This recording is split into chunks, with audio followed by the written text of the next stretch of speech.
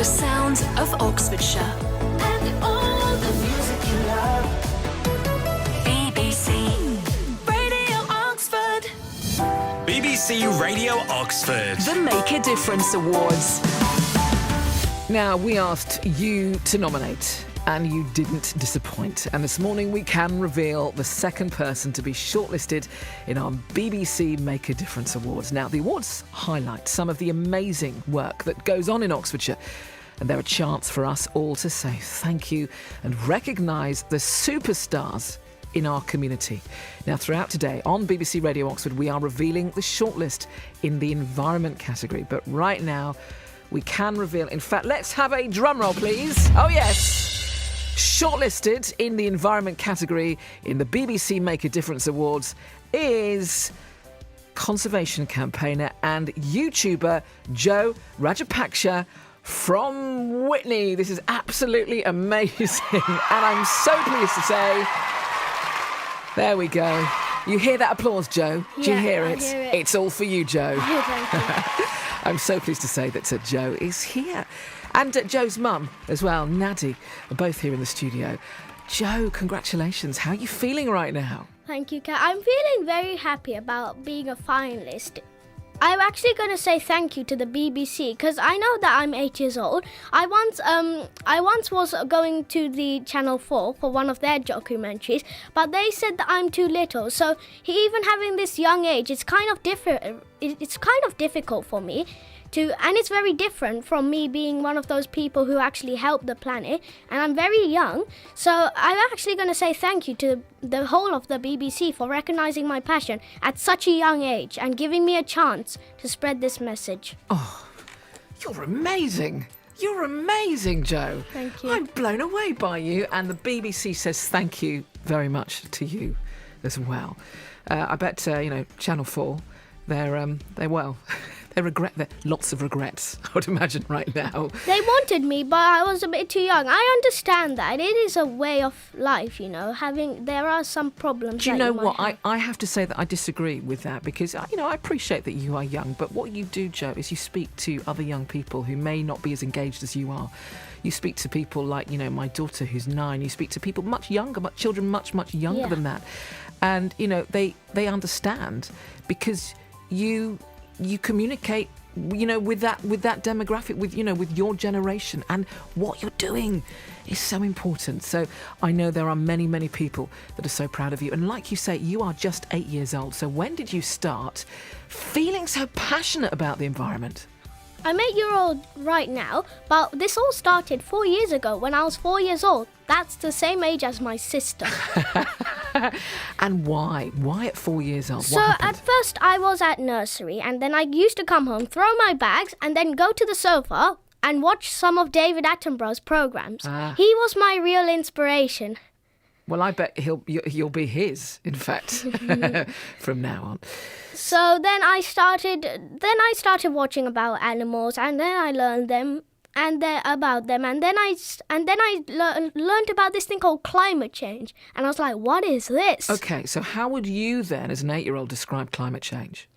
Climate change is something that is affecting the world with dangerous weather events, like you said earlier about Pakistan's problems with flooding, but it's something bad for the earth, and we need to do something about it. But we were evolved by Mother Nature. So Mother Nature will give us some answers if we just look for them. Because remember, if we take care of nature, it'll take care of us. Okay. So what do we need to do to look for those answers? I mean, I think you're absolutely right, but we should all be looking for those answers so we can essentially save the planet, because that's what you want to do. Yeah, and it's something that is very important in order to keep this world running. Do you worry?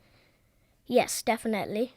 Because it's a big problem. You can see how it's affecting different people and how they're being affected by these issues. That some of them are minor issues, but they're being led by this big problem, which is climate change. And we've just had a heat wave, haven't we? And heat waves, and there are lots of extreme weather events, but over time they've gotten worse since the Industrial Revolution started. So you've done a lot of reading about this, haven't you? You've done a lot of research. Yeah. So it's not just watching David Attenborough and the Blue Planet and all the other programmes, of course, that he does, but it's everything else. So what sort of books do you have at home that you read? I usually have non-fiction, and then it's starting to become a bit of a problem at school because I really not very happy about reading fiction books. Of course, they are very important because you're gonna need those skills later in your life.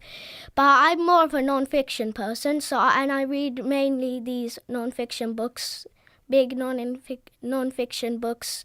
So like encyclopedias, and I think about these issues. I read them, then I do reflect about these issues, and then I think like, what does this mean? And then I think about these issues, and then I try to make a difference. Yeah. Because every book teaches me at least one lesson about how to protect our planet. And you want to pass those on, don't you? And Yeah. you are making a difference because actually what you're doing is you've got your own YouTube channel, haven't you? Yeah, that started when I was 6 years old. Wow. And what sort of things then? In fact, I've got a little clip, in fact. So let me play the clip now so we'll understand how brilliant you are at this. So here we go. Here's Joe on his YouTube channel. Hello, my name is Joe Rajapaksha. In Science with Joe, we're going to be looking at science, mainly conservation. Because my main goal is to teach you all out there about conservation and how can we save our planet. Remember, planet Earth is our one and only home. So let's do something to help.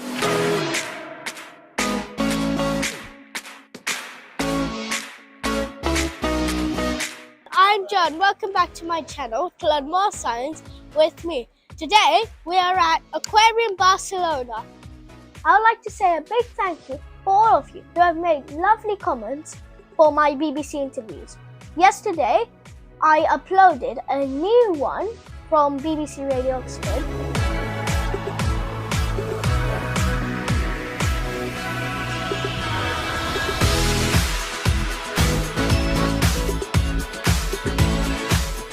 So this is a brown bear, and you shouldn't think about judging them because they can sometimes be black and they look a bit like black bears sometimes. But this is a brown bear and it lives in parts of North America and parts of Asia and parts of Europe. So these are peacocks and they mainly live in Asia, and they like to groom their feathers. They have very big feathers, which when the males are trying to impress the females, they go like up, and then it's very easy to impress the females.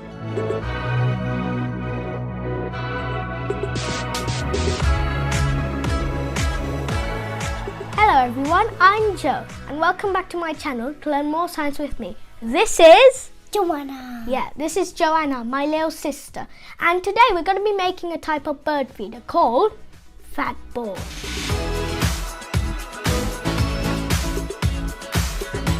Joe, that is absolutely wonderful. I love the fact that you actually brought your little sister into it as well, and to make fat balls for the birds.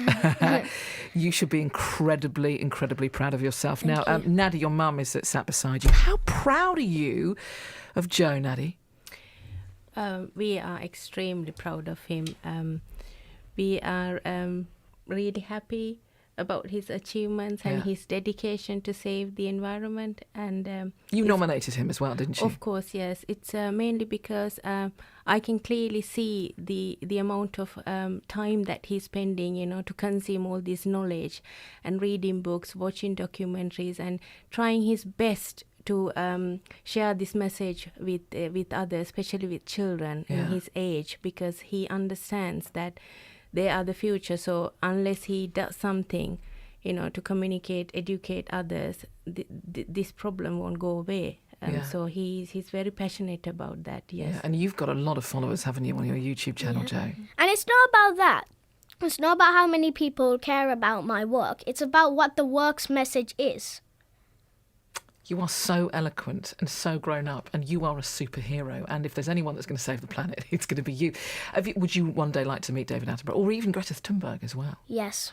Yeah. At least one of each. I really do hope that all your work, all your passion comes to the attention of at least one of them, if not both, because it's so deserved. It really is. And actually, you're just back from Cornwall. What did you do? What did you see in Cornwall? The Eden Project. What was that like? So it was very nice, and there were these big domes that had their own temperatures and climates for different environments, and I actually did some of those episodes for my video marathon. So I'm raising funds for the Oxford Health charity Green Space Appeal, because my mum works at the NHS.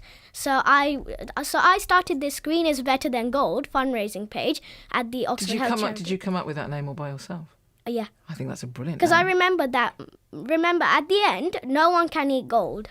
It's always food that, like the nutritious fruits and vegetables that come from nature. What a brilliant campaign name. And how can people find out more about that then? So if they go to my YouTube channel or my Facebook page, they can have a look at the link, and it basically describes who I am and what I'm going to do with this webpage. Okay, that is absolutely wonderful. And what would it mean to you, though, Jo, to win this Make a Difference award in the environment category? I'm not really looking for winning. Winning is not my main goal. It's about people understanding my passion and the message I'm trying to get out there. Awareness is everything, isn't it? It really is. And what would you say to somebody, who maybe hasn't changed their habits right now, but you have made them think about what they do, their behaviours? What would you say to that person just to think about their actions? Because, whether it's about recycling something, whether, there are little things that we can all do, aren't there? And what would you say to that person to change their habits, perhaps? Like you said, there are these little things like recycling. Don't worry about having to do it. You don't need to do a YouTube channel like me, or run a Facebook page about this, or run a website about this. Because you're doing it. Yeah, and you And don't very well. and you don't need to start doing that stuff. It's not like you had to go big at first. Start these little changes. Those little changes, add them together. If you do them a lot, you get lots of change. So it's basically equal to the big change that I'm doing, but you don't do all this big change at once. You do it little by little, which is actually good, because then you get different bits, like helping reduce methane emissions by being vegan, and then educating others. It's like that, with just little bits. Well, you're certainly all part of that education. Jo, thank you so much. And Nadie, thank you so much for both of you for coming in. And you're going back to school. Is it next week you're going back, Yeah. Jo? You're looking forward to it? Yeah. Okay. Well, look, thank you so much, and good luck in this category. Thank you so much, Jo Rakapakshka. And we'll be bringing you the other